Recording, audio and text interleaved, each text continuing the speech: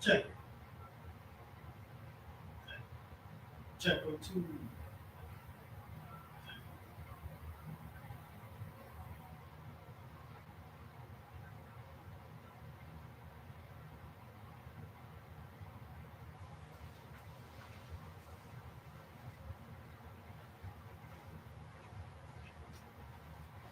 Check, check.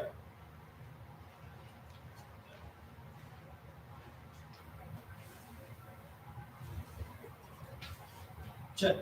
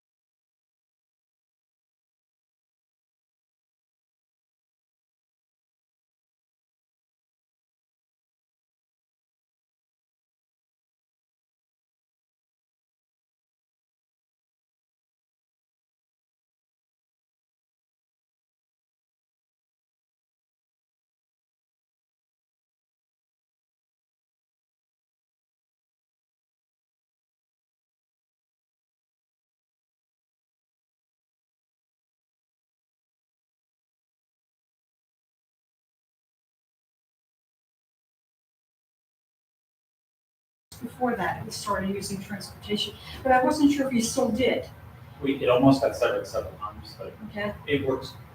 Yeah. Yeah, it really does, because it really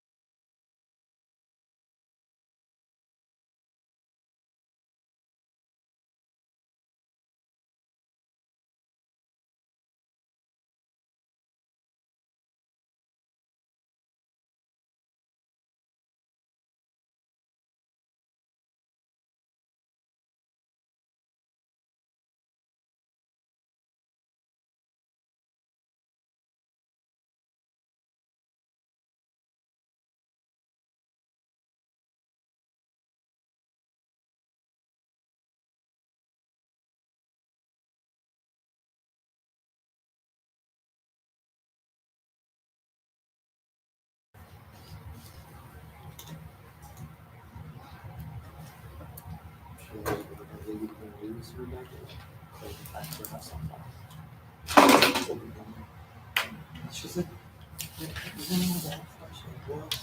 I know. Burn leaves. Ready? You ready? Yes, you've been waiting. All right. Okay.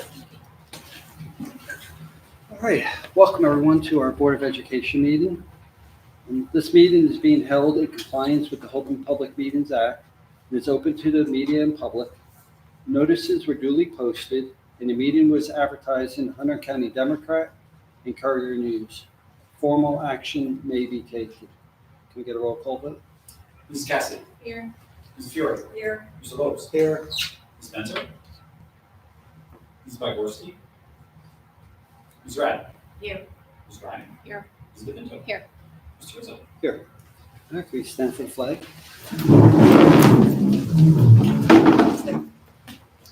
Moved on. I pledge Allegiance to the flag of the United States of America, to the republic for which it stands, one nation, under God, indivisible, with liberty and justice for all. Mr. Hart. Thank you.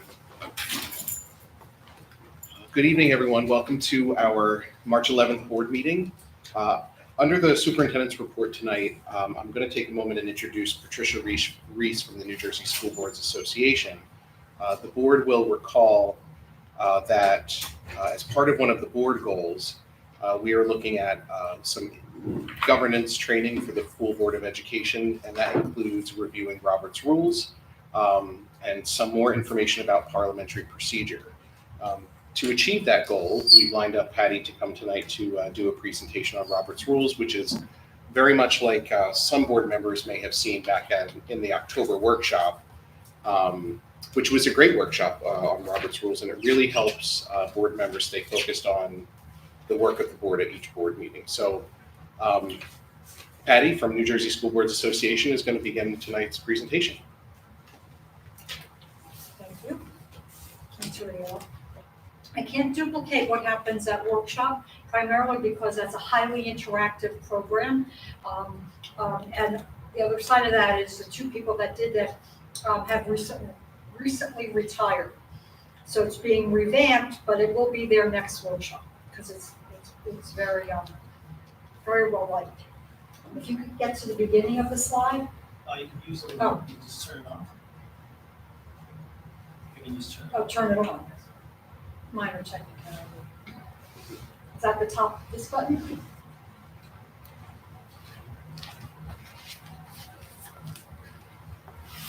Interesting. I look for the hard one. There we go.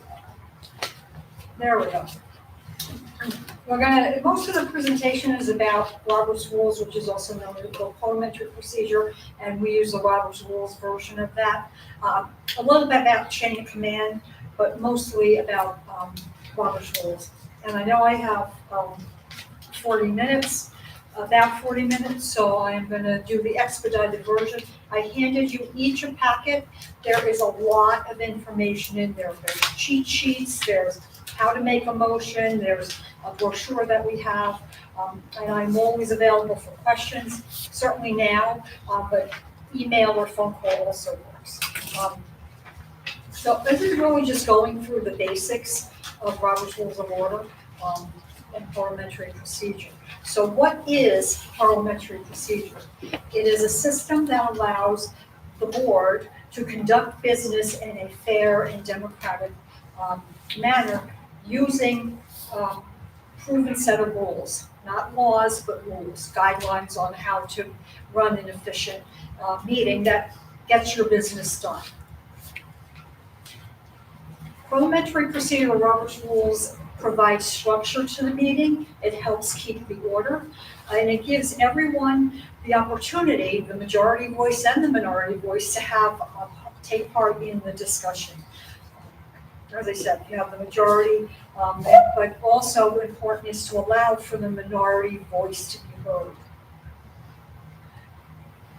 What it does is allow to one discussion item at a time, and a full and free discussion of that motion or that item at a time.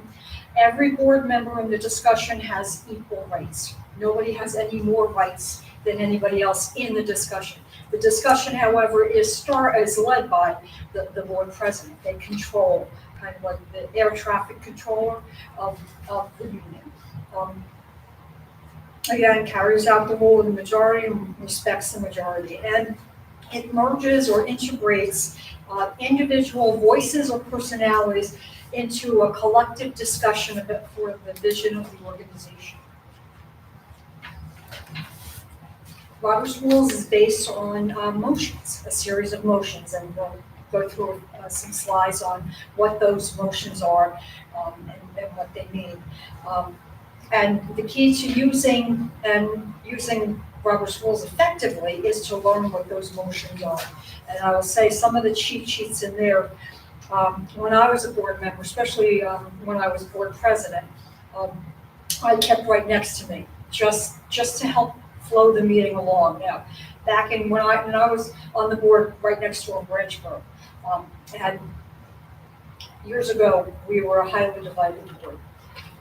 And so it really was helpful to keep the meeting moving forward so that you could get the business of the board done. But it does also, you don't have to be a divided board.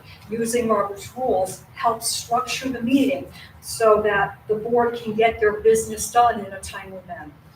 Nobody wants to be here till all hours of the night. So it does provide a great structure to boards and any really organization that uses Robert's Rules. The meeting basics are the agenda, which is a formal listing of the business to be conducted. It's generally developed by the superintendent and the board president. It should be distributed to board members ahead of time, which I think by law you have to have it posted posted for the community. In the Open Public Meetings Act, I think is 48 hours. But as a board member, when you get the agenda, you need to read it and come prepared to have a discussion. And that's the way to help the meetings flow. So some more basics. Quorum is the number of members that need to be present to hold a meeting. For school boards or elected governing bodies, it's a majority of the full membership of the board. If you don't have a quorum, there are some things you can do. You can't hold the meeting to take action, but you can set the time for another meeting. If you lose a quorum, if you lose enough members that you lose the quorum in the middle of the meeting, that ceases the meeting as an organized meeting. You can't take action. You could continue as a committee meeting, but again, you can't take action. There are 5 different types of motions. I'll go into a little of these as we move forward in more detail. There's the main motion, which brings the item to the group for discussion, a privileged motion. And these are motions that are matters of importance, but they're unrelated to the pending motion. A subsidiary motion to the main motion, it treats or disposes, it helps deal with the main motion, basically. Incidental motions arise from pending motions and they have to be decided first. And then unclassified motions or bring back motions allows for reconsideration of actions already taken.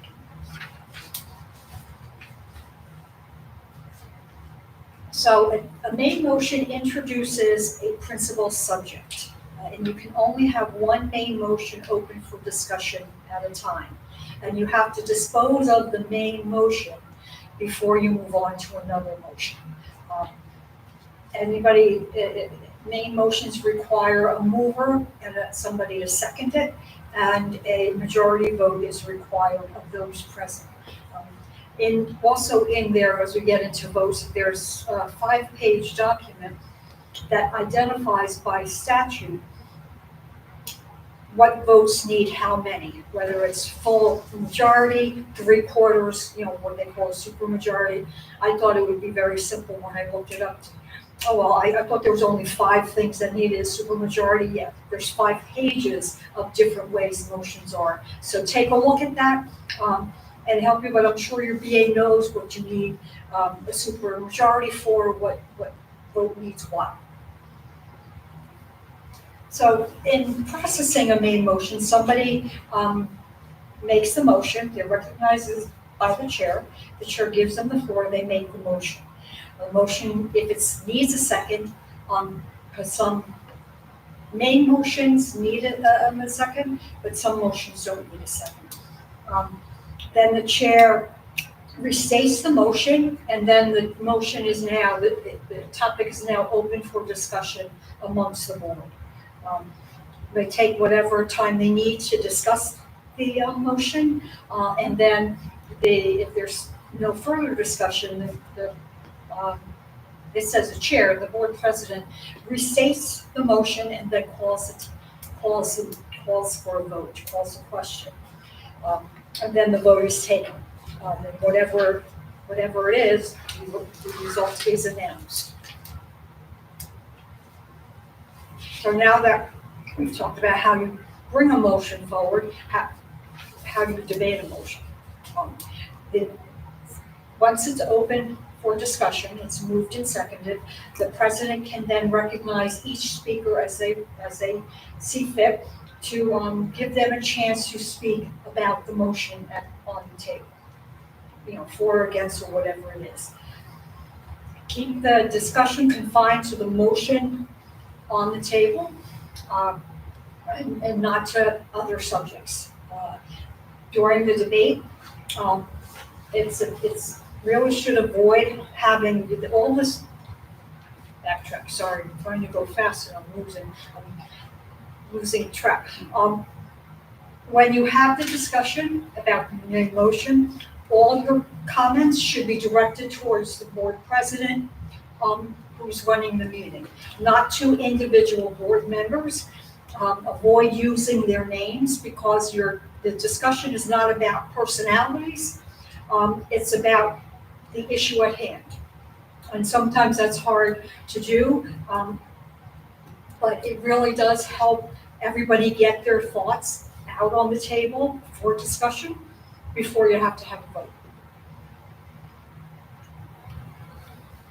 So there are several ways that you can amend a motion. You can amend it by adding a word or phrase. You can remove a word or phrase as long as, on all of these, it's as long as you're not changing the intent of the main motion, or you can change some of the language in the main motion.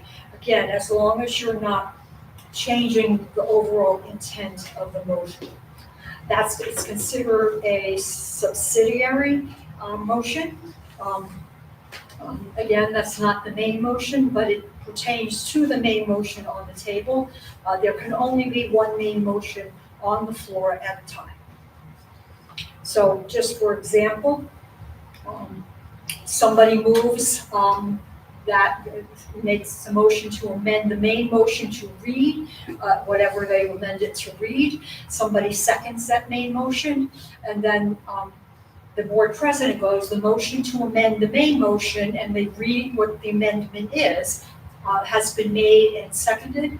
They ask for any discussion, and if there's discussion, then at some point they call for the vote. This can be a voice vote for the amendment.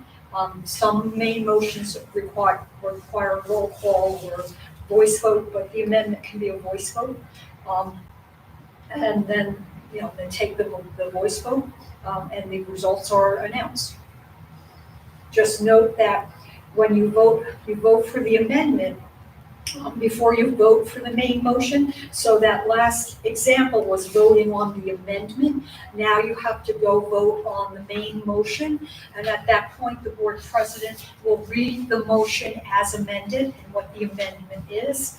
And then you have the opportunity to vote on the main motion as amended. Again, you vote for the amendments before you vote for the main motion. And so here's a little knowledge check to see if you've been paying attention. What are 3 ways you can alter or amend a motion? Anybody? Okay. It's one of those nights. You can add a word, you can subtract a word or phrase, or you can substitute a word or phrase. Those are the 3 ways that you can change or amend a motion. What is not part of the debate process? Raise concerns about the motion, provide information about the motion, persuade others to go one way or the other, or everyone shares their opinions all at once. Okay. We'll go with everyone shares, I moved it up, but I'm sorry. It's everyone shares their opinions at once. That's you don't want everybody talking at once. That's the point of having Robert's Rules of Order. You want an orderly discussion. So if everybody's talking at once, nobody's listening to each other. It's kind of like your kids, right? When they all want to get their points in, and they all talk at the same time, and you can't really hear them. You can't really understand their points. An amendment to an amendment of a main motion alters the amendment and not the main motion. True. Correct. All right.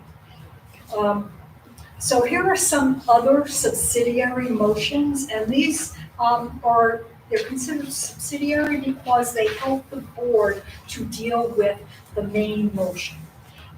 So laying on the table, or otherwise known as tabling a motion, sets aside a motion to take care of something else that may be of more importance at that moment. Although it's not meant to delay, and you can bring that motion then back. Postpone definitely delays an action on a motion that was, a pending motion until the next meeting. So postponing to a definite time. I mean, the next meeting or 2 meetings down the road, whatever it is, it's postponing to a definite time. Refer to committee is pretty obvious what that means. You're referring to committee for discussion or further discussion. Postpone indefinitely can kill a motion, meaning you postpone it, but you don't postpone it to any defined time. So will it come back or not? You don't know. And then calling the question stops the debate on the main motion and calls for a vote at that time. In the packet there, I do have some cheat sheets that tell you if these kinds of things need a second and how the vote goes on that. So there are resources there, but these all help the board in dealing with the main motion. There are also incidental motions. These are the of the 5 that I talked about in the beginning. There are questions about a procedure for handling the motion, but not the motion itself. And incidental motions are not debated. So when you have this like a point of order, it raises a question related to the rules of the meeting, and it requires that the board president to make a ruling on that point of order. I have an example on the next slide of what that might be. You can withdraw a motion. A person who has moved a motion can withdraw it until the time the board president may restate it, a motion on the table for discussion. At that point, a motion can be withdrawn with consent of the group. So if somebody puts in a motion and then they say they want to withdraw it, if you're during discussion, at that point, if you reach the discussion, then the board, it has to be consensus of the board to withdraw the motion. And a point of information is just a non-procedural question about process. So this question is a board member asks for a point of order. The board, and again, you direct all your questions to the board president. The board president asks what their point is, and so the board the board member just wants to clarify what they are voting on. If they're voting on the amendment or the main motion. And we asked if we are voting on the amendment, and the board president said yes. The vote at this point is for the amendment to the main motion. So before you vote, you're asking for clarification on what you're voting on. Sometimes when amendments fly, I don't know if you were at, if anybody came, our last delegates assembly. We had, I think, 14 resolutions, and there were amendments to the amendments to the amendments. And in those situations it was impressive to watch. It's a very structured, if you really want to see parliamentary procedure in operation, our next delegates assembly is May 10th. We hire a parliamentarian to be on site. We have our general counsel and our legal staff there. But the parliamentarian, it really, there are questions upon questions that it's impressive. But in all those 14 or 17 resolutions, we were still done by noon. Still done in 3 hours. And that includes the state of the association, other things. So used appropriately, Robert's rules can get you to discuss the business of the board efficiently, which is really what you want. So this is another, this person is asking about, they request permission to withdraw the motion, the motion on the table at that, for discussion at that point. And then the board president asks, are there any objections to withdrawing the motion and restates what the motion is, and that's a voice vote, hearing none or whatever it might be. The next level of motions is privileged motions. They don't relate to the main motion, but they take precedence over the main motion, and they are not debatable. It's mostly about the rights of the board or board members. So call for orders of the day is returned to if you've strayed from the order of the agenda, it calls to return to the order of the agenda. A motion to recess for a period of time during that meeting, a motion to adjourn, again, they're not debatable, and then questions of privilege. And I have some examples of what that is. The next one is a question of privilege. So during the debate of the main motion to implement a standards-based report card, a board member asked for a question of privilege. Again, asks the board president. The board president asks what their question is, and the question of privilege is she can't hear the other side of the table. And so they're missing some of the discussion, right? And again, so that however you resolve that, this is because of a fan, either the fan gets turned off or people speak louder, or you have microphones, whatever that might be. And motion doesn't need a second, there is no debate, and there is no vote. The chair, the board president just decides how to dispose of that. We talked about the last one, the fifth kind of a motion is called an unclassified motion or bring back motions. So it brings back motions to the table for discussion. So take from the table or tabling a motion postpones or suspends discussion at that point in time. It can come back, it can be brought back for discussion during the meeting, and if you're tabling a motion, it's not debatable. Rescinding a motion basically is repealing a previously adopted motion from a prior meeting entirely. So you're not rescinding a motion from the meeting at hand, it's from a prior meeting. A motion to reconsider is asking to reconsider a motion that was decided at the meeting you're at, the current meeting. The member who is asking for reconsideration must have been on the side, if the motion was approved, or not approve, whatever it was, they have to be on the prevailing side to bring it back. So rescind is repealing a motion from a prior meeting. Reconsider is looking at a motion from the current, reconsidering a motion that was decided. And again, the person who's bringing back the reconsideration has to have been on the prevailing side of whatever that motion was. Okay, or tabling another knowledge check, or tabling a motion and postponing a motion the same. No, you're correct, they're not the same. Can somebody make a motion to rescind a 5-4 vote that was just taken 15 minutes earlier? No. Great, guys are listening, great. Another board member calls the question, does this automatically end debate? Yes. Say no. No, yes. Calling the question automatically ends debate.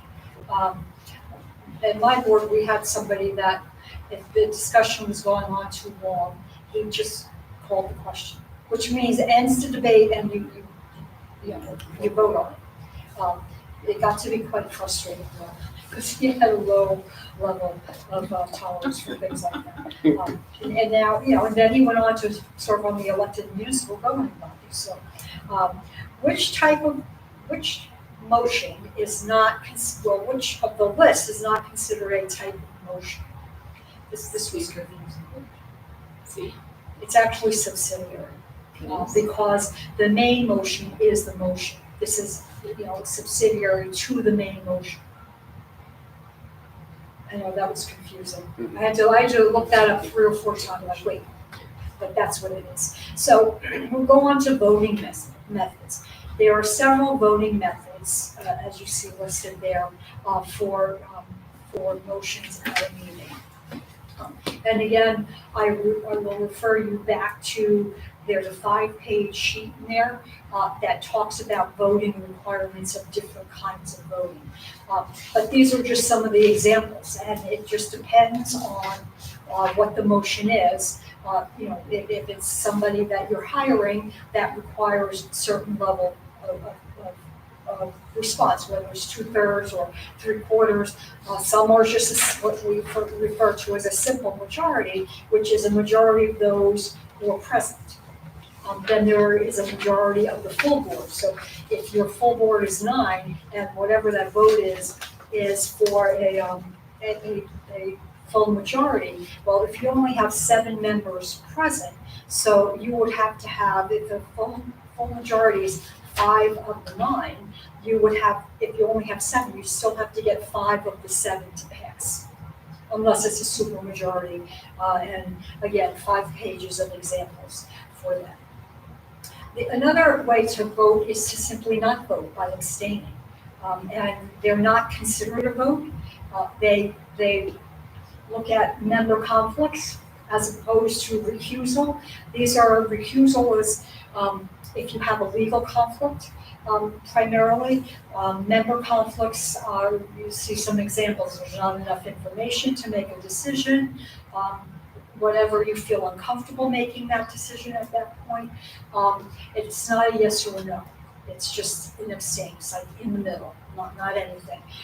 And it is recommended that try not to abstain on tough votes, because you're elected to make those tough decisions, and sometimes you have to. But by abstaining on the tough votes, it's not part of what your responsibility might be. I'll go with my honest. So here's another question and answer about did it pass. The board votes on the main motion and it passes, the vote is 4 yes, 4 no, 1 abstention. Does it pass? No, it doesn't, because it's 4-4. We have to be 5-3-1 minimum. And the other one is you vote to hire someone as your new facilities director. There are 4 yes votes, 2 no votes, and 3 abstentions due to conflicts. Does that pass? It's almost kind of a trick question. It depends on what the requirements are for that vote, and what requirements of the full membership of that vote. But again, your BA usually, BA board secretary usually, we rely on, knows that information. So, quickly on to elections. When you have elections, the nomination does not require a second. A member can only nominate one candidate per position. That includes themselves. They can nominate themselves for that position. However, a member can be nominated for more than one position if somebody else, if others nominate them for more than one position. The voting is, your voting on the candidates is done in order of the way they were nominated. So who's ever put the first nomination out there. And when I said that my board was highly divided on the year that I was president, we knew that we had to, other people wanted to get my name out there first because we knew that would be voted on first. And just, again, it was a highly divided board. But those are things you have to pay attention to. The first candidate through the voting that receives a majority wins. And sometimes it takes a couple of votes. I've seen that happen as well. We also recommend you look at your bylaws that may identify what the voting process is for the election of officers. It could be somewhat different. And as I said, the Robert's rules are rules, not the law. So your bylaws take priority over whatever that might be for the elections. The use of the gavel. It's generally used by the board president. It's for calling a meeting to order. It's restoring order to a meeting. Chaos breaks out or people are yelling from the audience or members are yelling, you gavel to bring order. It can also sometimes use, mean the end of a vote on that. Most people don't like to use the gavel. I will say, it says, we say don't be afraid to use it, but most don't like to use it. But sometimes you just have to. So, just a funny cartoon, I move that we debate whether to vote on the, to decide whether to discuss bringing this meeting to an end. So that is pretty much about Robert's rules, the expedited version. If you have questions, I know I have a couple more minutes. Chain of command isn't that long. But if you have questions, I'll take them, or call me after the fact, or, okay, we'll go to chain of command. So I know I'm standing between you and your budget discussion. So what is the chain of command? It's a board's hierarchy of authority that helps make sure that there's accountability and helps to establish lines of communications. A clearly defined chain really helps communicate to your staff, the parents, your community, the proper roles of authority along that hierarchy. What it's not is a way to stifle discussion or stall discussion or someone who has a complaint. That's not really the purpose. It's a process. It's a simple process where employees closest to the problem or closest to the issue have the opportunity to know what the problem is, to address the problem, and work out something that's a solution, that may be a solution to the issue. This is an example of a chain of command. I think this was, when I took this, it was from maybe Montclair for if they have an issue and how to get it addressed. It also, below you'll see J, that's one of the code of ethics, and that you will refer all complaints to your superintendent. So that's all part of why you have a chain of command also. They run the district. You don't run the district. We look at, sometimes a member of the community will come to you as a board member, say, I'm going to the top, I'm going to get my my situation addressed by going to the top. And really that is not a good solution. It impacts the morale, because now the employees are being cut out, your staff is being cut out, your superintendent is being cut out. And it involves you as a board member beyond your area of responsibility. It's not your responsibility to figure out how to address that situation. You need to let the administration or whoever that is, address that situation. And ultimately, if there isn't a solution that's satisfactory, it could come to the board for the board of last resort. If they don't like the answer, they still may come to the board. And so you have to allow your administration time to work through whatever that process is. And then if it comes before the board, to listen to what they say about why they came up with the solution they came up with. Not every solution is going to make everybody happy, but they almost always have a reasonable reason for why they decided that, and what the best interests are in the overall situation. So you have to give them time to do that. And board meetings should not be used as people come and if somebody comes to the podium and has an issue, it should not be used for discussion at that time. It's just not really the appropriate place. Chain of command is in place to deal with situations most efficiently at the level at which they are, at which they happen. If it's a parent and a teacher, as a board member, recommend listen empathetically to whatever the situation is, and say, if it's a parent, have you talked to the teacher? Have you talked to whoever whatever the chain is for that? And then we also recommend that if you have somebody that comes to you, then you let the superintendent know that you had this conversation, this was the issue, and you referred them to the chain of command, just so it's on their radar. Giving them a heads up. And as a board member, you should know what the chain of command is if a parent comes to you, or a community member, or even a staff member, or an administrator. Sometimes they think, I have a good relationship with this board member, I'll just bring it to them. And it's again, not your place. It's just, but know what the chain is for them, right? As I said, refer individuals to the chain and then notify your superintendent.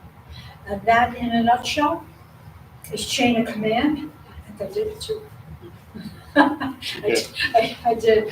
I got a couple of minutes left.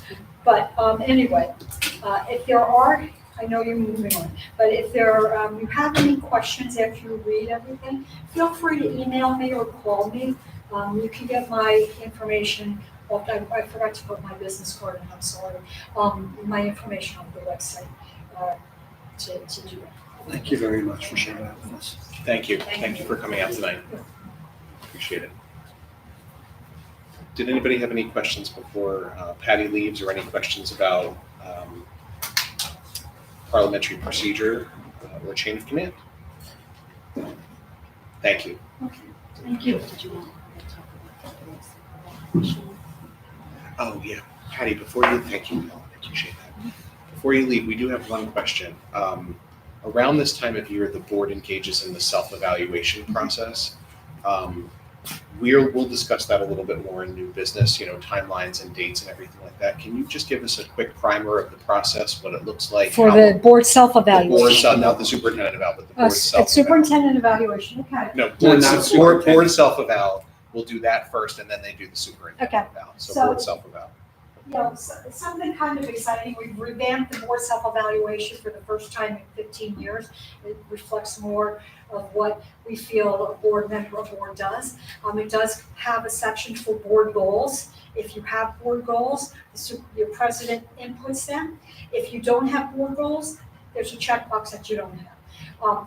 Generally, the board self-evaluation, the superintendent's evaluation is done first because there's a statutory deadline of July 1 for that. The board self-evaluation does not have a statutory deadline, and it's not even required. It's a best practice. It helps the board look at how they operate and how they govern and find ways to either do it better or they do it well and they don't need to do that.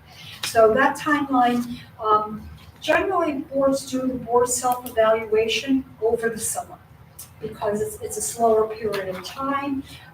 And you also want to wait. Part of the superintendent's evaluation process is they're evaluated on progress towards district goals. So many times the board self-evaluation happens after the district goals for the next year are devised or figured out, because if you have board goals, they can come from what comes out of the board self-evaluation, but on some of them should align also with the district goals. And so there's not as defined a timeline for the board self-evaluation. The superintendent evaluation, again, you have to have it done by July 1st by statute. And it's also monitored on QSAC. If it's not done by July 1st, you'll lose QSAC points. And so a lot of boards look at where their last June meeting is, and generally they have an executive session to talk about with the superintendent, to have the evaluation conference, and they work backwards from that. So if it's June, the superintendent has to enter all their information first before it goes to the board. So there's some time to do that. It's not a quick process. And then once it comes to the board, you enter all your information, however you do the ratings, and then when your board president says you're ready for it, and I can look, and he can also go online and see how many people have completed it. The superintendent evaluation is a majority-driven piece. So to proceed, you need at least 5 members of a 9-member board to complete the superintendent evaluation. It's most beneficial and most helpful if everybody does it.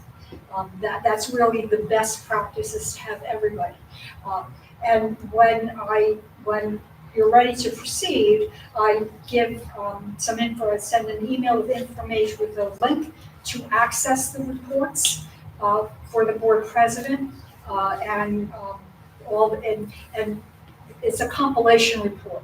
The report is board members have the opportunity to assess the superintendent and then provide supporting commentary on why they voted and why they evaluated what they did. Those commentaries are anonymous. There's no name associated with it. And it's not like if you're the first person who completes the superintendent evaluation, your comments aren't the first one under every item. The system kind of juggles them around.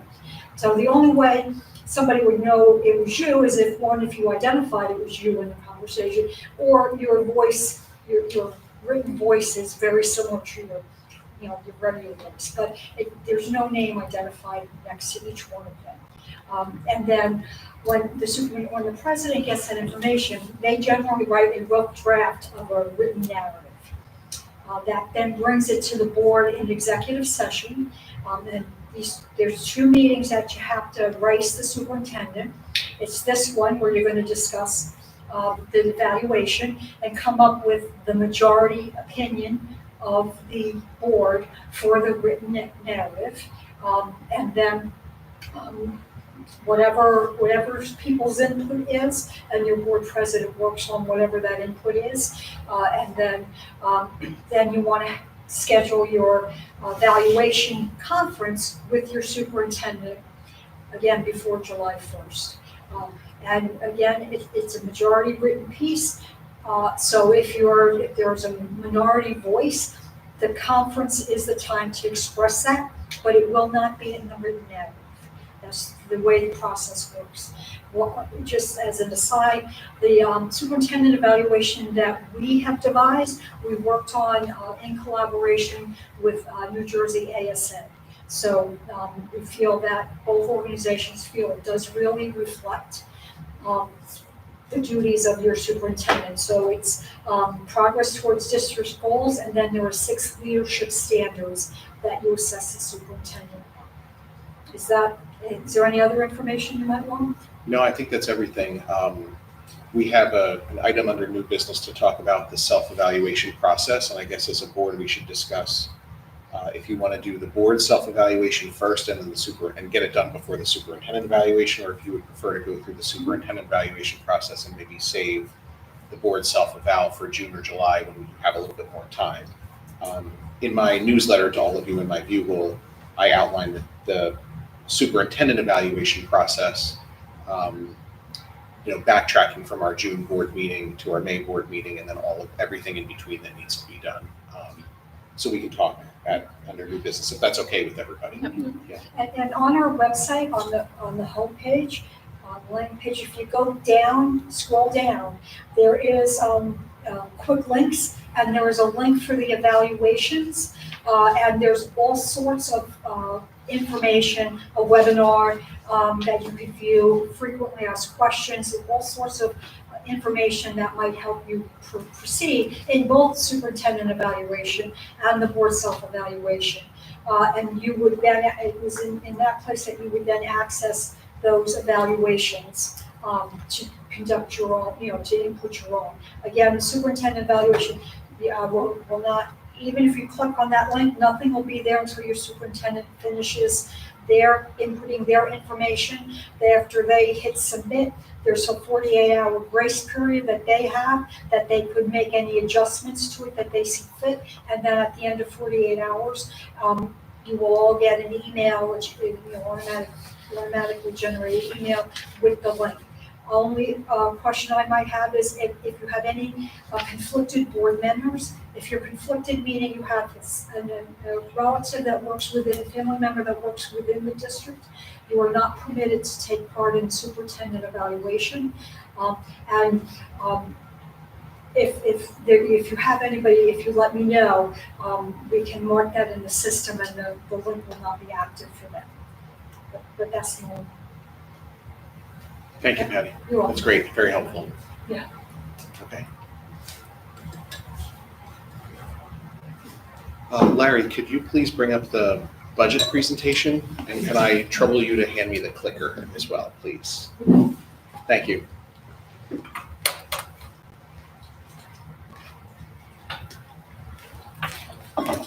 There you go. How's this going?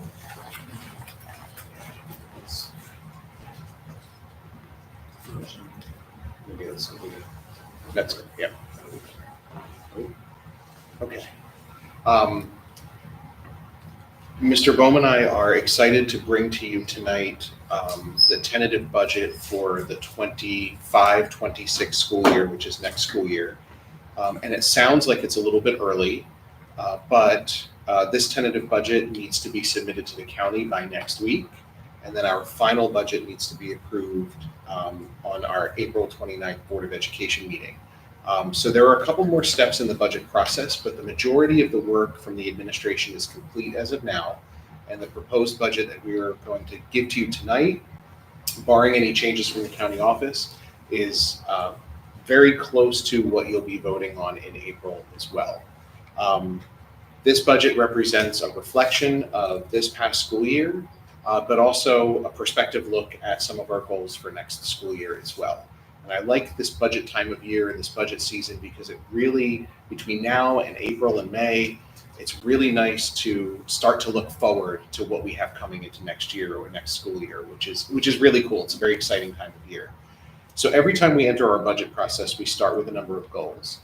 We want to present to you the most responsible budget that also balances the burden that it places on the taxpayer, but also to enhance instruction and co-curricular activities for students. So we try to come in and propose a budget to you and recommend a budget that is as close to the 2% cap as possible with the allowable adjustments. There are several allowable adjustments we receive. A healthcare adjustment is permissible from the state, as well as any banked cap. Anytime that we don't use our full tax levy, we can bank that cap and save it for future use. So those are the allowable adjustments that you'll see that appear in this budget this evening. We want to make some preparations for enrollment adjustments.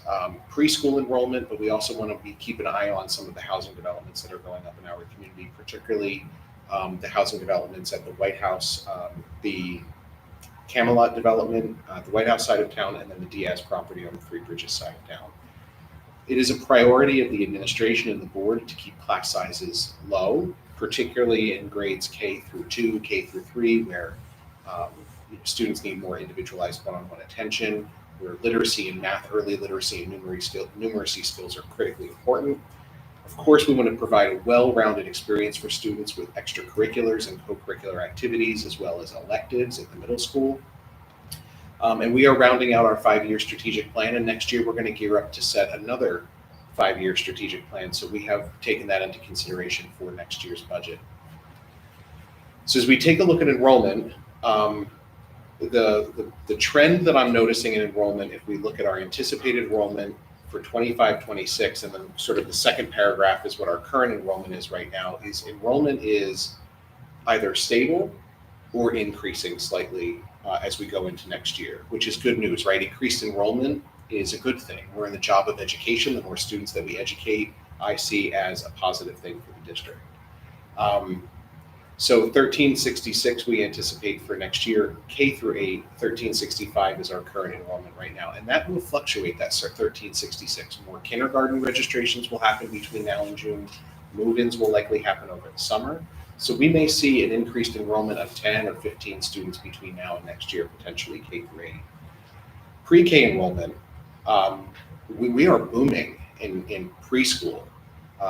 I don't know what we've done, but it's a good thing for the district. Our doors are open. I think families and community members knows that the doors are open and that we can service almost every preschool child that lives in our town, age 3 and 4. And we have 231 kids registered for preschool next year, which is fantastic. For a total enrollment of 1597. 9 out of district students, and we're presuming 149 kindergarten students in the district. We don't know yet if we're going to have any influx of students from any new housing developments yet. I don't see a large influx next year. I think we have to look at the 26-27 school year to see if we would have more students be moving into the district at that time. And I think we have to keep a close eye on that Diaz property in Three Bridges, because that property mirrors the Willows at White House Station, which we know has brought more students into our district than the Ridge at Reddington. So this is a great slide. You can see starting in the 2021 school year, enrollment was on the decrease until then. For the past 5 years, we're looking at stable enrollment. We saw a little bit of a decrease from 22 to 25, but as you can see, our projections have us going up slightly for next year as well. Again, really good news for the district. We are doing some great things. The district has a great reputation. I think enrollment is a function of the fact that folks are moving into our town. They know about the reputation of the schools. This is another great slide I just want to point out. I mean, if early childhood education, and if the research is correct, which I believe it suggests that the earlier a child is educated at age 3 or 4, the better the educational outcomes in the future for kindergarten and beyond. The fact that we've been able to increase our pre-K enrollment from 25 students to over 225 students over the past 2 years is a huge testament to the work of the district and the work of the board in making sure that every 3 and 4-year-old has access to an education at no charge in the district, which is great. This slide is very telling of the work that we've done over the past couple of years with preschool. Class sizes at the elementary grade level, we want to show this to you because remember, it's the board's goal to try to keep class size as small as possible at the primary grades, K1 and 2 especially. Having class sizes of 15, 14, 18 are really nice class sizes for grades K through 2. Manageable for teachers and very good for student outcomes. By the time we get to grades 3, 4, and 5, we start to approach 19, 20, 21 students in a class. However, our district regulation class sizes has a maximum of 21 students grades K3 and 22 grades 4, 5. So we are still under our regulation class sizes that we aim So a couple of highlights. So Mr. Bohm and I are going to go through personnel, preschool, curriculum, and pupil services, as well as capital projects. So this is a little preview of what is highlighted in the budget for next year. So we know enrollment. I talked about some preschool numbers and our budget goals, but what are we really going to accomplish next year? So in personnel, we have an addition of an out-of-district nurse to service a student with an IEP, which was a great move by the board and the administration. Having our own nurse to be able to service students with disabilities for private duty is much more effective for that student than contracting with the nursing service. So our own employee has been a great outcome, not only for the student, but also to use as a substitute nurse if needed, or a floating nurse to assist the building nurses over the course of the day. When we talk about reconfiguration or reallocation of employees, what we mean and what the administration is talking about is building a budget expecting that some class sizes are going to be reduced and we can reallocate staff. Which means if we have a retirement or a resignation, the administration is going to review those specific positions and ask the question about whether or not a position requires to be filled in the future. Our goal is never to lay people off or put someone out of a job, but our goal is to take a look at what positions are being vacated because of a retirement or resignation, and then ask that question to deliver the most responsible budget to the Board of Education and to the community as well. So when we talk about those things, we're looking at a reconfiguration of at least one teaching position and a reallocation of support staff positions to make sure that we're aligned with programming needs. We will maintain our 4 police officers through our shared service, and we have budgeted increased wages that we started to increase from last year. We have a proposal that we'll discuss in personnel about some of the work of the retention and recruitment task force from a couple of years ago. Some research was done regarding some of our non-aligned employees and ensure our wages of those employees match the Hunterdon County public market for those employees so that we can retain them. So we'll have more conversations about that. The RTA contract, we have a 5-year agreement with the RTA, and we're headed into year 3. And through that contract, through bargaining a couple of years ago, each year, the members of the RTA get paid stipends for curriculum writing, stipends for teaching teacher academies, and those go up a couple dollars every year through the life of this contract, and we built a budget to accommodate that. We have a new morning bus tier dedicated to preschoolers at no cost to our parents. We're continuing to preserve our retention and recruitment stipends. Any employee that finds us a bus driver or paraprofessional is given a little stipend, a little bonus, which is nice. It really improves our retention and our recruitment, really our recruitment efforts.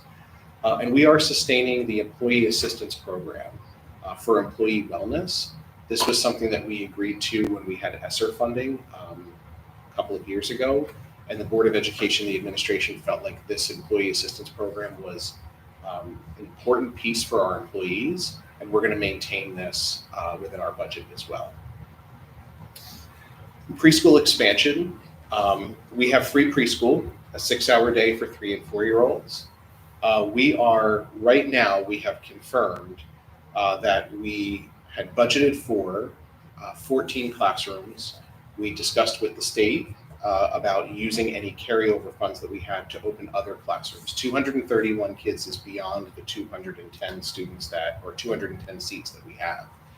The state has given us the green light to go ahead and use whatever carryover we have to best accommodate our community.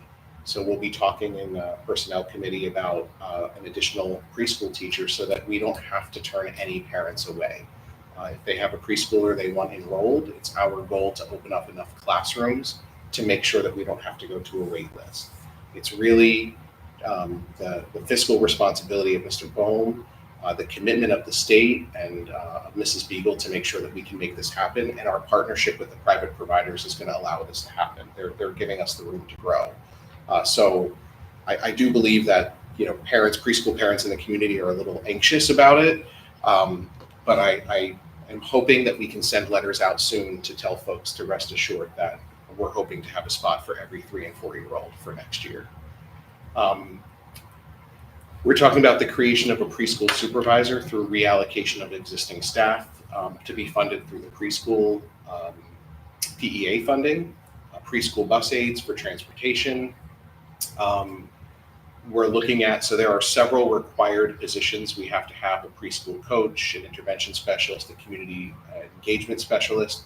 We're looking at the supervisor position kind of working in concert with those positions so that it's a net zero impact to the budget, meaning our budget won't increase, but we can accommodate a supervisor, but also reallocate some of those coaching positions as well. And we're going to continue our partnership with Berry Patch, Global Pioneer, Stanton Learning, White House Prep for 15 total preschool classrooms, 225 seats. Registrations keep coming. We have backup plans in case we need to open up a 16th classroom. That has been some discussion that we've had so far as well. So I just want to give you a little preview there. Curriculum and special services.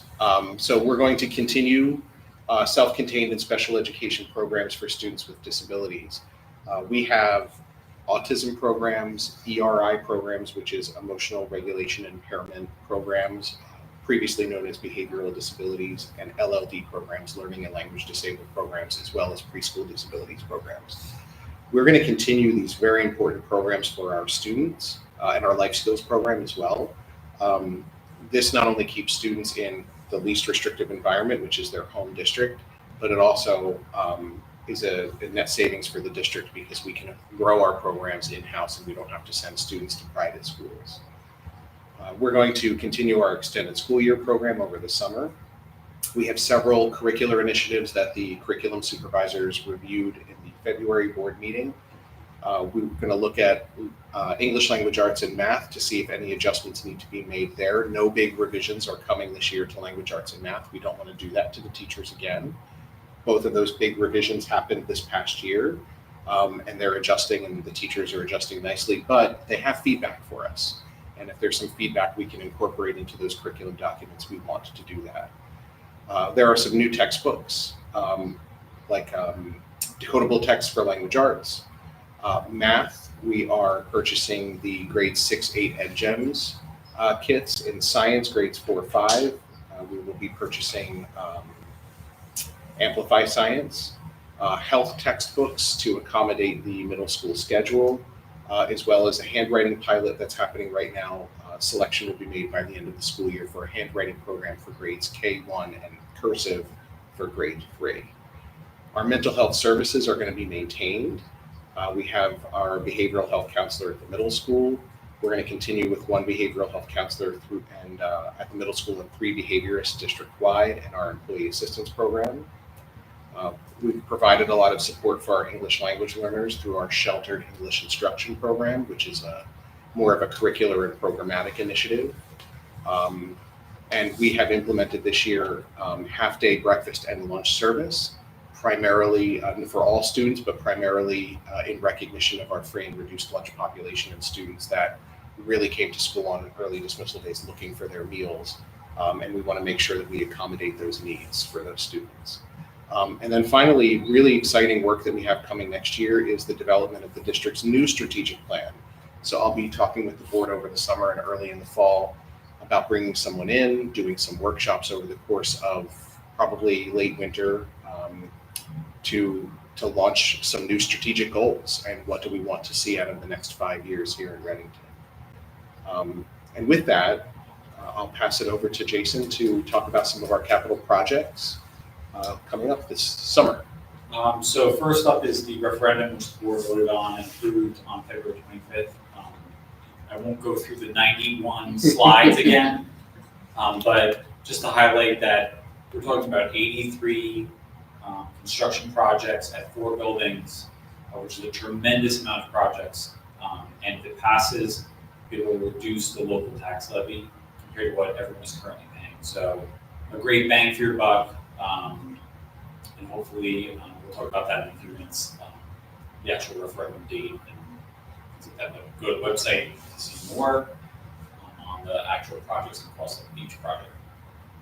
So what does the board do annually? We also look at other projects that we can do to keep our buildings up to date And we get very creative with how we can fund those things, using grants, or cafeteria aid funds, or using creative measures, using the state of New Jersey funds that don't impact the local tax levy. And we have a bunch of projects we're going to end up doing this summer, either through our maintenance staff doing them directly, or using cafeteria funds or other mechanisms that really don't impact our capital reserves at all. So it's a nice thing that we'll continue to do this even without the referendum. Some of these projects didn't also make the referendum, and we just want to make sure they get done. So I'm not going to go through all of them, but some health and safety ones, removal of asbestos, continuing with hot water heater, some critical back end things like that, but also water bottle filling stations, which every child now brings a water bottle to school. So having those throughout the district so they can fill up whenever they like, critically important. We're also going to do some things that are great for students, which is the performance stages. We've been recently doing the audio at all the district school buildings for different performances. So now we're starting to look at lighting as well as the flooring itself, so that way, all aspects of the performance can be enhanced for the music and arts department. The gym mats at Hollenbrook School, if you've been to the middle school gym, they have new pads. We're going to end up using the same company, but obviously different logo. So that design is going on right now for the Hollenbrook School gym to have all new gym mats and wall padding. And we're also doing some, toilet rooms and drainage and other basic things. Really big things we also do is preschool classrooms, which Dr. Hart mentioned. We may have 15, we may have 16 next year, depending on enrollment. We make sure that each classroom is identical. So that way, it doesn't matter where you're placed. If you happen to be placed at a place that you may not want or desire, children all have the same furniture. They all have the same resources and supplies. We make sure that it's up to date and meets state code. So that way, there's also a certified teacher and professional development. We want to make sure that the experience is the same everywhere to the best degree possible. So included in that is capital projects to make sure that we review each of the centers to make sure that all the rooms are up to date and ready for September. And then last but not least, we'll talk about solar expansion in a few slides. What is the composition of the budget? I mentioned this last meeting. 86% is salaries and benefits. If you include night custodial, which is a small sliver up there that's yellow, it's actually 88%. So 88% of our budget is human beings, which you would expect, given that we service children. So a lot of pressure has been put on the budget over the years because health has been going up dramatically, and salaries go up higher than the 2% tax levy cap. And the board has done a great job of not impacting programming, and also still providing the utmost for the students of Readington, including redesign of the schedules to provide more math and more ELA.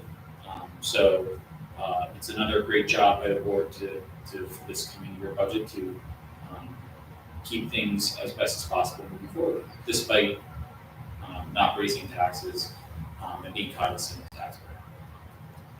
So this chart pretty much sums up how well the board does each year with the tax levy. The 5 colors that are not green are the top 5 costs of the district. And each of those have raised dramatically over the past 10 years. And the board has done a great job of keeping the tax levy as low as possible. And we are cognizant that the school district represents a large portion of the tax levy. So we're making sure that we're being fiscally prudent with our funds that we can generously get from that. So what else has the board done? I mentioned solar, and the board voted to move forward with solar, which in the summer months we will be 100% our energy will be met by solar. and the winter will probably be 75%. So we'll average out to be around 85, 90% of our electric driven by solar. And this chart really represents how much work the board has done in the district to lower utilities. And this has allowed us to keep no impact to program. If we had done no actions, we could still be paying upwards of $1 million on electric. And if you've been reading the news, on June 1st, electric is anticipated to go up 20%. I don't think we're going to be impacted by that pretty much at all, because solar, which is being installed hopefully this summer, has a fixed rate for 15 years. So we will be paying a fixed dollar amount for the next 15 years on what we produce. And we've done some amazing work over the years to keep our electric down. And it's really a testament to the board's work over the years, well before I was here. I got here in 2017, and much of this happened before I got here. So what does this mean for next year? The tax levy, what we're looking at is an increase in the tax levy. We also got some increase in state aid, and the finance committee met and determined to lower the tax rate. So last meeting, we were discussing a 3.7% increase. With the increase in state aid, the finance committee decided that we should lower the tax levy locally to 3.2%. So that's the budget that is drafted for you to send to the state. Represents a 3.2% increase, which again supports us being cognizant of the local taxpayers using the increase in state aid to drive down local taxes. And you see the amount of money we get in preschool, which is fantastic because there's also no impact to the local tax rate for that. Jason? Yes, ma'am? Mr. Bowman, quick question, is this implying that we have no federal aid? No, if you go to, Or is it a different? yeah, we get about a little over $400,000 in federal aid. And those are in ESSA and IDA grants, and most of those have been for the past 30 years under different names. And right now, the state guidance is that we anticipate we're not going to lose any of that aid this coming year, but to budget the normal 75 to 80%, which we did.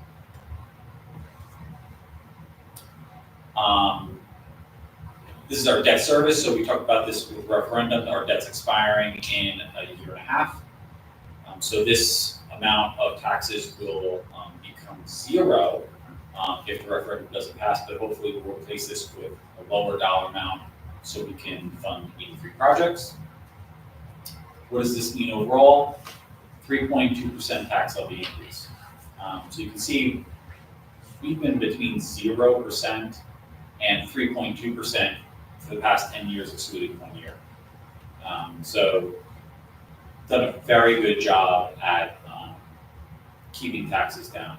And even before 2015, I think that it was 0 or negative for about 8 years. So if you look back 20 years, the board has done a tremendous job with keeping programming strong and keeping taxes low. So on an average house, what does this mean? $72 over the year. If you do the math on that, it's about $6 a month. So if this moves forward in April, taxes would go up $6, but we maintain and improve the school district for next year. I included the actual tax rates, so that way people know how much they're paying on average. And open to questions. I'm glad we were able to work that green committee slide in there, that one slide that was, we said we could work it in somehow, so. Yeah, look at the other ones in there too, the whole thing. We will, yeah. What questions does the board have regarding the budget? I have another question. I saw a lot about the 2% maximum tax levy increase, and we're a little above that, and I saw there was some exceptions, so I'd like to understand that a little better. There are two, Jason can give you the more details. There are two primary exceptions that allows you to go above 2%. The first is a healthcare adjustment. When the state of New Jersey, they anticipate healthcare premiums going up a certain percentage. And if they go, and everything in the state is based off of the state health benefit plan, correct, Jason? And if those plans, the premiums for healthcare go up higher than anticipated, it allows all districts to apply that same healthcare adjustment. So if healthcare increases at an exponential rate beyond what is anticipated, it allows Jason to go into the budget software and account for that rate increase that was beyond what was anticipated. And that's a healthcare adjustment that can be applied to the next year for budgeting purposes. So that's the first, which is a healthcare adjustment. And then the second is banked cap.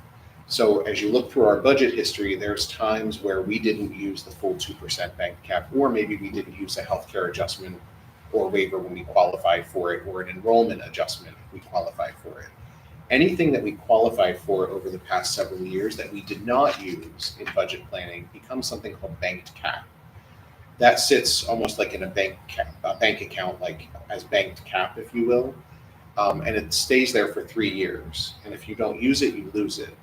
So it's money that's there that went unspent in previous years, and there's about, I want to say about $200,000 in banked cap that would expire at the end of this year if we didn't use it.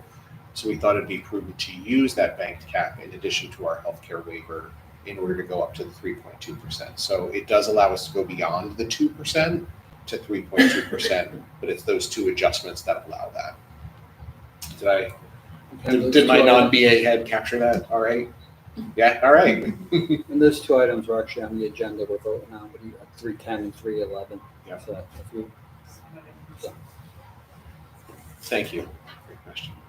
Other questions about the budget?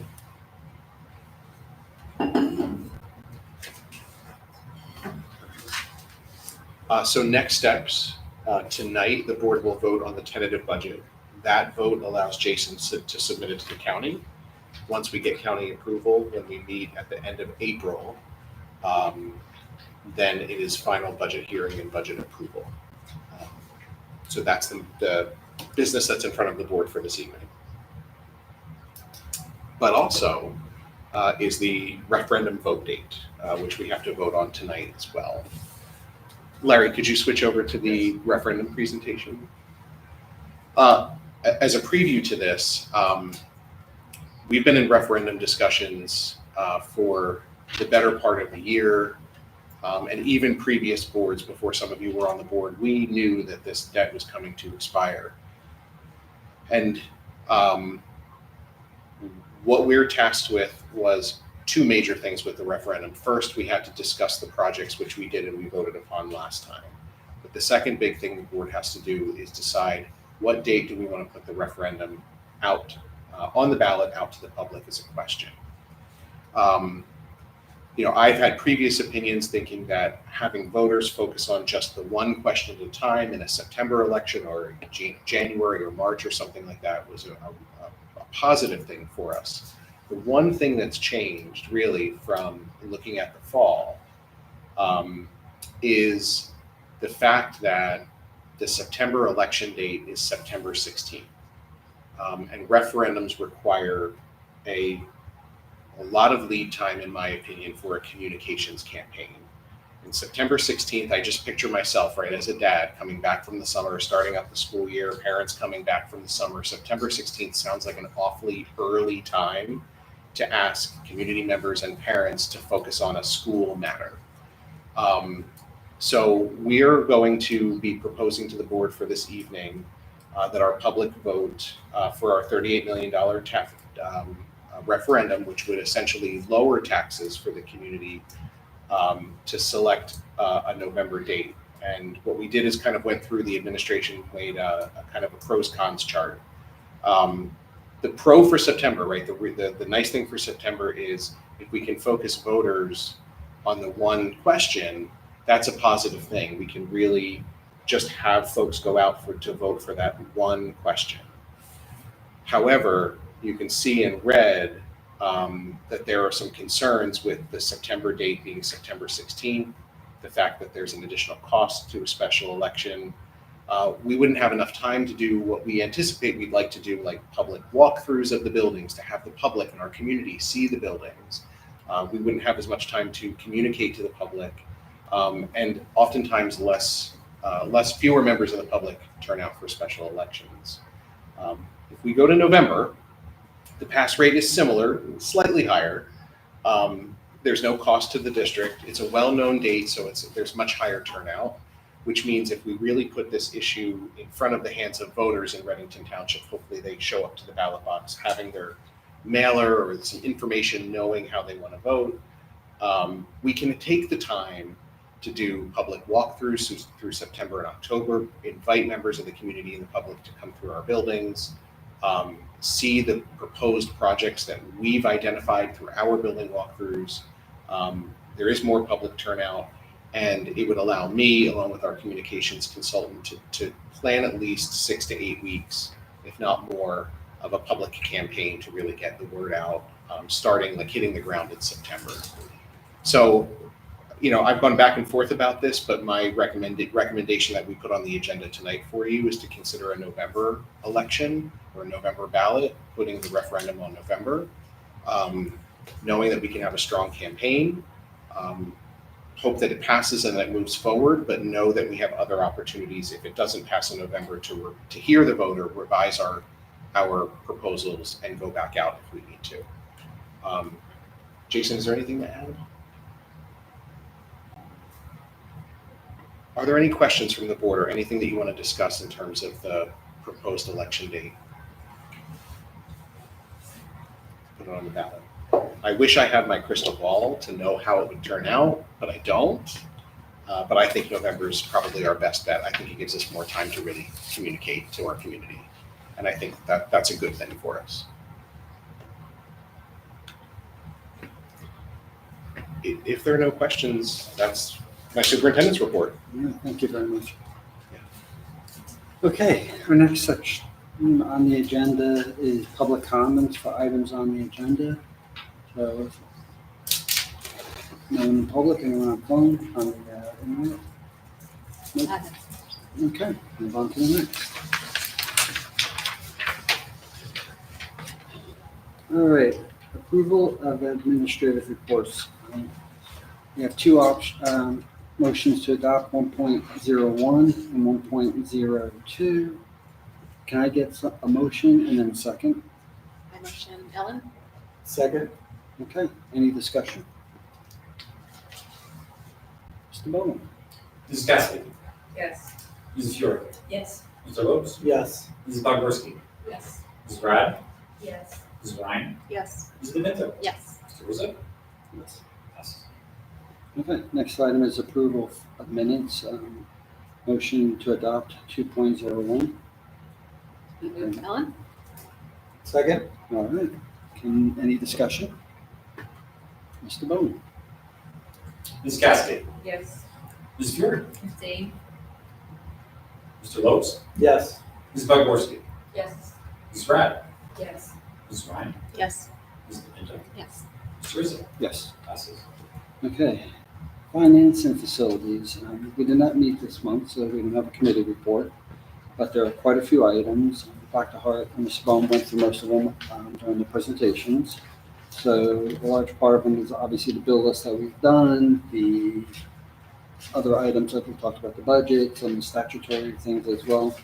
So can I get a motion to move 3.01 and 3.2 and then a second? I'll move Ellen? Second? Any discussion, any of the 20 items?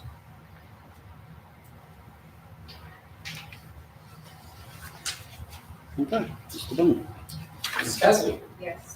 Mrs. Fiore, Yes. Mr. Lopes, Yes. Mrs. Bogorski, Yes. Mrs. Rad, Yes. Mrs. Ryan, On 3.01, I abstain from check number 065087. Yes to everything else. Mrs. Demento, Yes. Mr. Rizzo. Yes. Passes. Okay, Ed Tech. We know committee report, right, Beth? Right, yep, okay. So we have three motions, 4.01 to 4.03. Can I get a motion and then a second? I'll make a motion. I'll second. Okay. Any discussion? Okay. Mr. Bennett? Mrs. Cassidy, Yes. Mrs. Fiore, Yes. Mr. Lopes, Yes. Mrs. Bogorski, Yes. Mrs. Brown, Yes. Mrs. Ryan, Yes. Mrs. Linda, Yes. Mr. Rizzo. Yes. For the committee, I believe we have a report for personnel. Oh, no, that's right here. No, we don't. That's right. We didn't meet for personnel next week. I'm sorry. I was thinking policy. Okay, so we didn't, personnel didn't meet. We're meeting on Friday, next Friday. So on that regards, can I have a motion for 5.01 to 5.04 in a second? I'll move, Ellen. Second? Okay. Any discussion? Can I point something out, please? If you would, Mr. Rizzo. I'm excited to announce to the board that Rebecca Burns appears on this agenda. She is our new Director of Pupil Services, joining us from a supervisory position right next door at Flemington Raritan. Unfortunately, she couldn't be here tonight with us. She does plan to come and meet the board at a future meeting.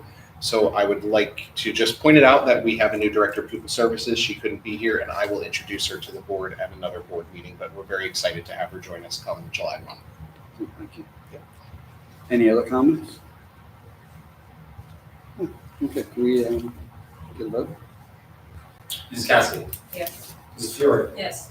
Mr. Lopes, Yes. Mrs. Bogorski, Yes. Mrs. Brown, Yes. Mrs. Ryan, Yes. Mrs. Linda, Yes. Mr. Rizzo. Yes.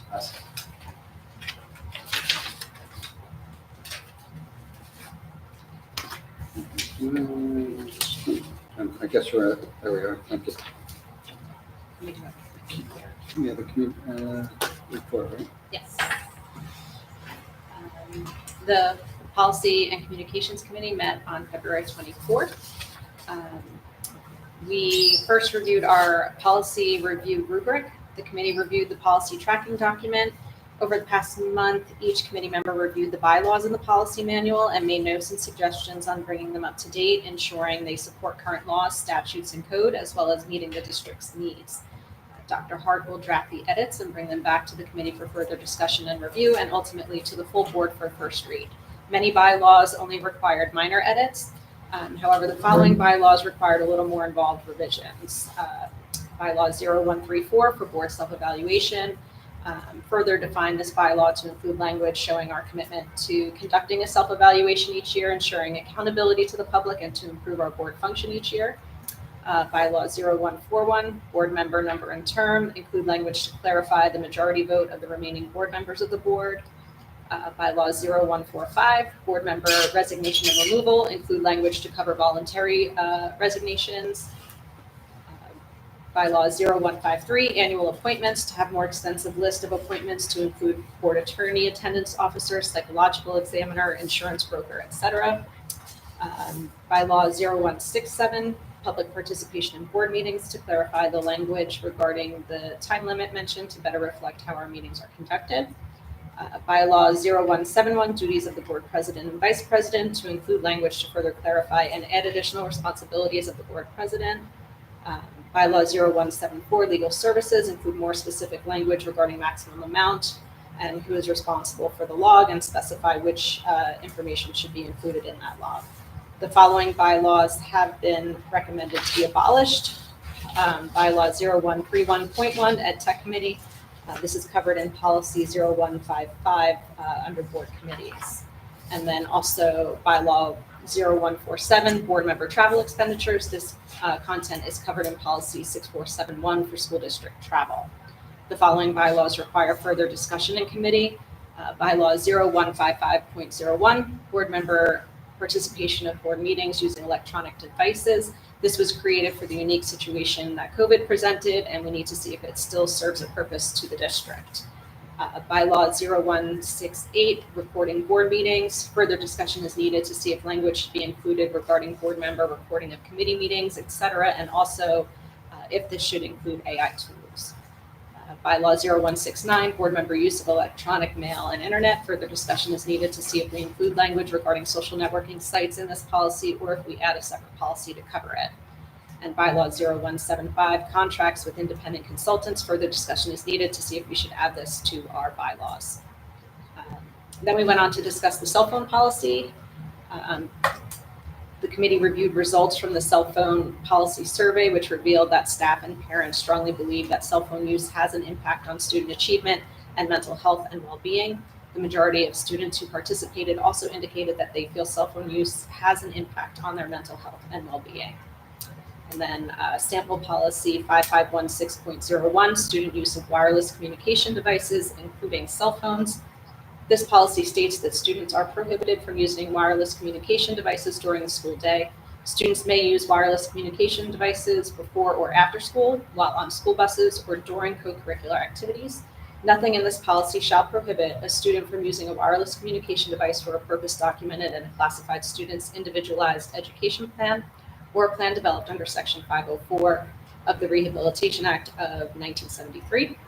A student may use a wireless communication device to monitor or address a health condition, which shall be with prior permission of the school nurse and documented in the student's individual health plan. It also states students shall keep their wireless communication devices silenced and in a secure place, such as the student's locker, at all times when device use is prohibited, provided, however, that students may wear smartwatches at all times, but shall refrain from using the devices for any purpose other than timekeeping during instructional periods.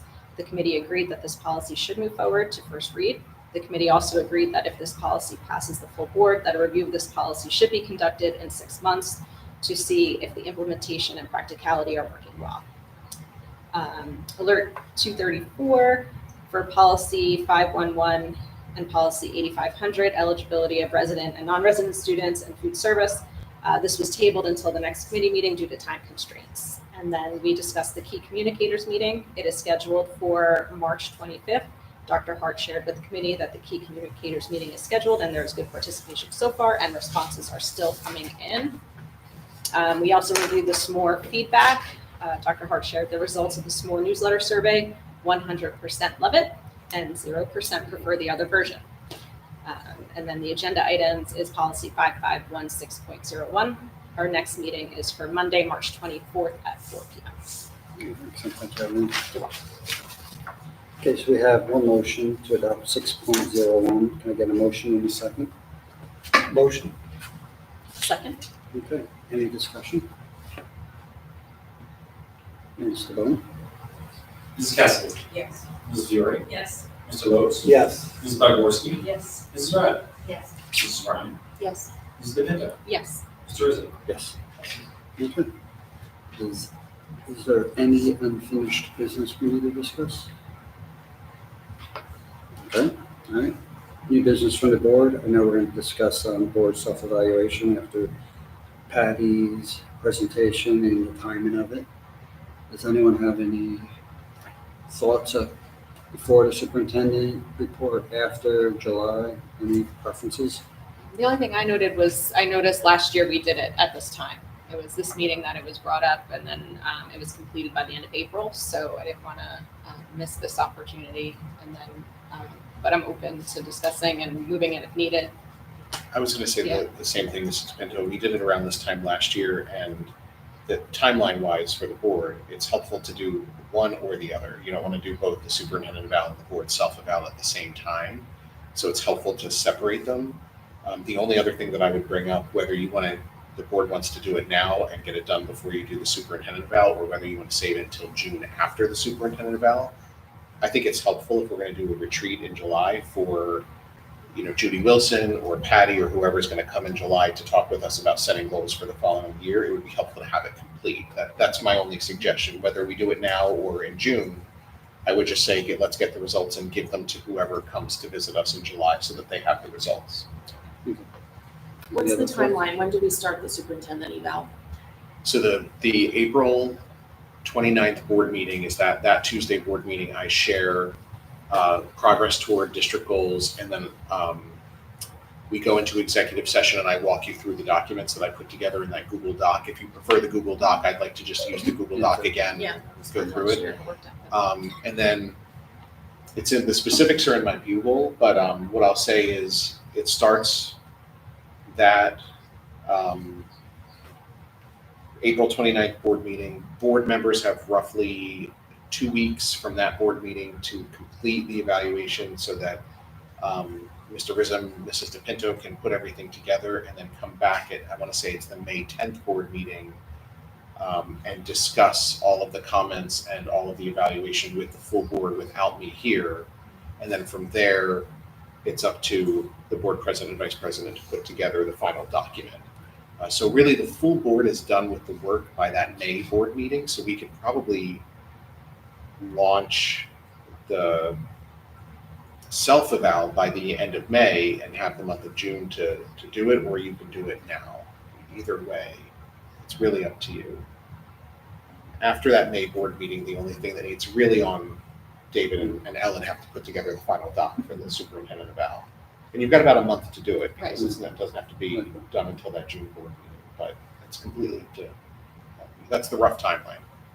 Yeah, I mean, I'm fine either way. I don't know, does it take them, does it take time to Well, get us what we need for the board self-eval, or? I can reach out to Patty on that. She said for I have to help set it up. So you guys are okay with using their evaluation tool, right, for self-eval? Yeah.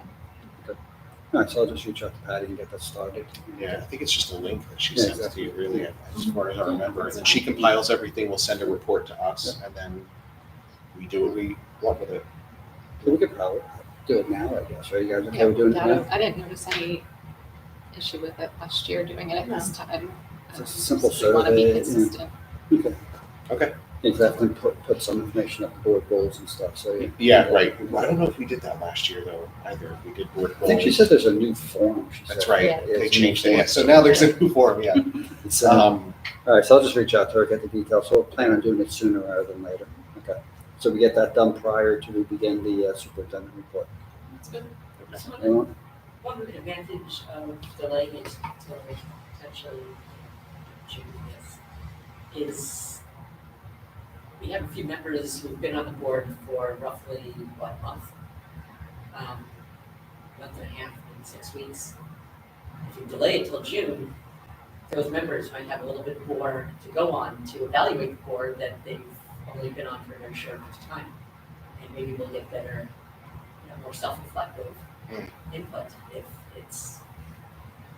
we have everybody who's had at least 4 or 5, 6 months to. I'm looking at Ellen, I'm sorry, Linda and Pam. What are your thoughts on that? That's I remember really when up I to- did it my first time, I Yeah. had to do it just like a month or 2 after I started. I'm like, I don't know what to put. Yeah. And I mean, we have a unique,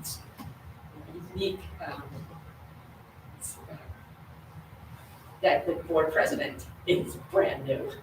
And, I just think a few extra months might help to get, good Your insight. thoughts, or- What do you guys think?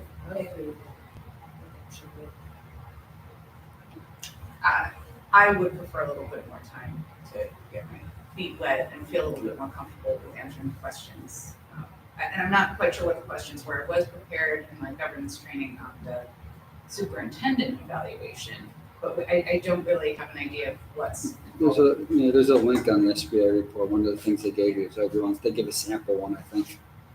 For the board For self-evaluation. self-evaluation. And it's against our goals, because I know we talked about that at the committee, the policy communications meeting, we were talking about that frequency and actually doing something with that self-evaluation.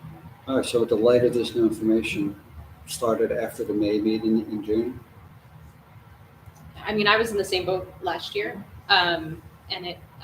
Maybe there was like 1 or 2 questions where I felt I couldn't, that I kind of just stated or felt that, that I couldn't really answer it fully. But for the most part, I thought all the questions, I was able to answer and give feedback, but I'm totally fine with waiting. That's a good point to bring up, so. But it wasn't like you couldn't do it at all. So there's an option for also, I remember that with the superintendent evaluation, that there's a new data or a. Well, it kind of comes like as your reflection, you kind of realize that you haven't had that experience yet, or. I think it was a not applicable. Yeah.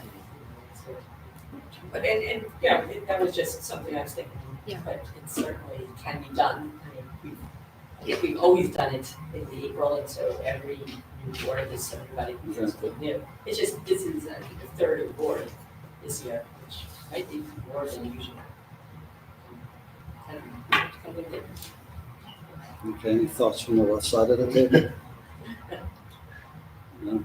I mean, it doesn't That's have to be the honest, I mean, Okay. the All same right, so we thing don't can be think- said for the superintendent, evaluation, like for new board members. Yeah. You know, you can use Exactly. the same argument for that, so, Exactly. it doesn't matter to me, if we want to delay, we can delay, but, yeah, we were all in the same boat, Exactly. when we first came on So I'm board, okay with so. doing And the it in superintendent April. eval is the only I thing don't want that, to rush you guys Yeah. doing it, so I want to be cognizant. Are you guys okay with doing it in April, or do you prefer to wait? They have it before tonight. All right, and there's no, okay, so let's wait then, all right? Okay, all right, that settles that, all right. Do we have any delegate reports? You're looking I at know, me. I know you usually have one, so I'm looking. to see if you have one. The Garden State Coalition of Schools had another meeting February 27th, where they brought in Attorney General Matt Putnam. I know everyone was invited to attend, and there had been some discussion about the Dear Colleague letter that went out on February 14th, that threatened to remove federal grants coming to our state if we didn't eliminate DEI events. And so the Attorney General gave the advice that this executive order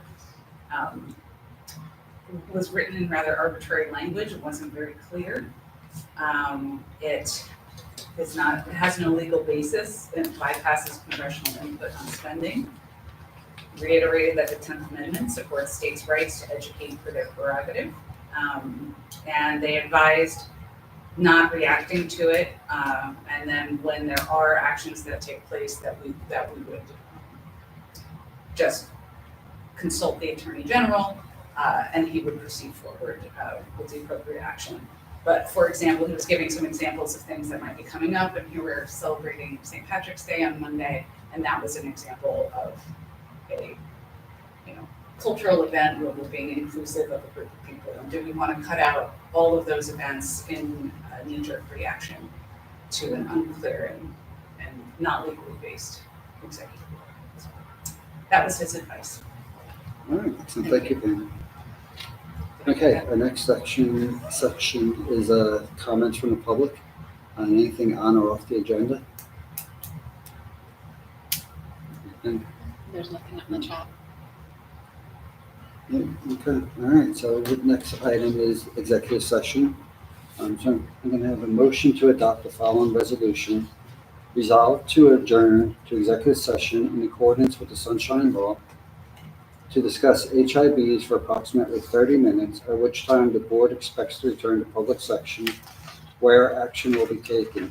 The matters discussed will be made public if and when the circumstances requiring confidentiality no longer exist. However, it is not presently known when such circumstances will exist. Mr. Bone, we have a roll call vote to go into executive session. Motion. Oh, yeah, I'm sorry. Oh, I'm off there. Christina Have a motion. motion in a second? I'll second. Okay. All right. Mrs. Cassidy, Yes. Mrs. Fiore, Yes. Mr. Lopes, Yes. Mrs. Podgorski, Yes. Mrs. Brad, Yes. Mrs. Ryan, Yes. Mrs. Pinto, Yes. Mr. Rizzo. Yes.